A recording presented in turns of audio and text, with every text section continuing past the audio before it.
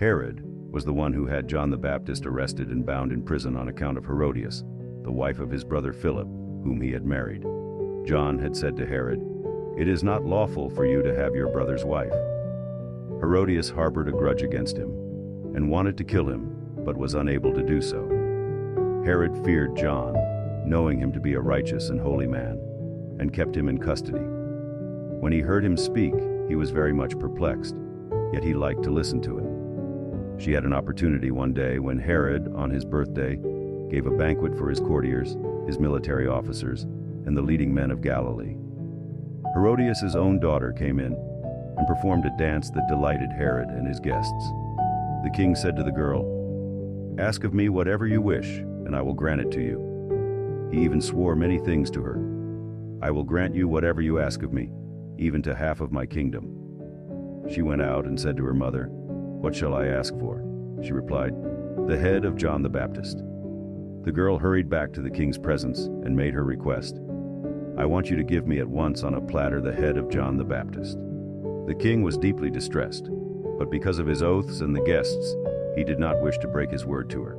So he promptly dispatched an executioner with orders to bring back his head. He went off and beheaded him in the prison.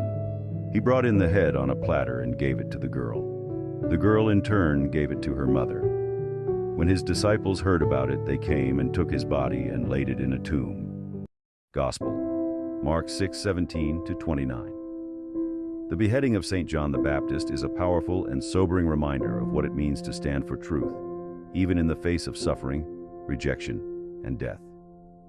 In our daily lives, we may not be called to such dramatic martyrdom, but we are certainly called to live with courage, integrity, and faith, just as John did.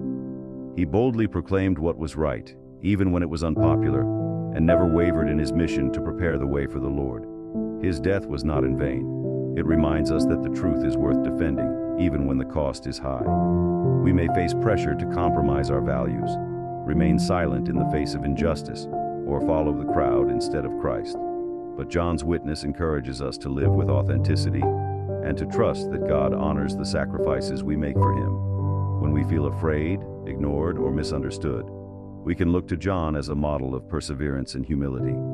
His life and death challenge us to put God first, to speak truth with love, and to trust that every act of faithfulness, big or small, is seen and rewarded by our Heavenly Father. Stand firm. The truth sets us free.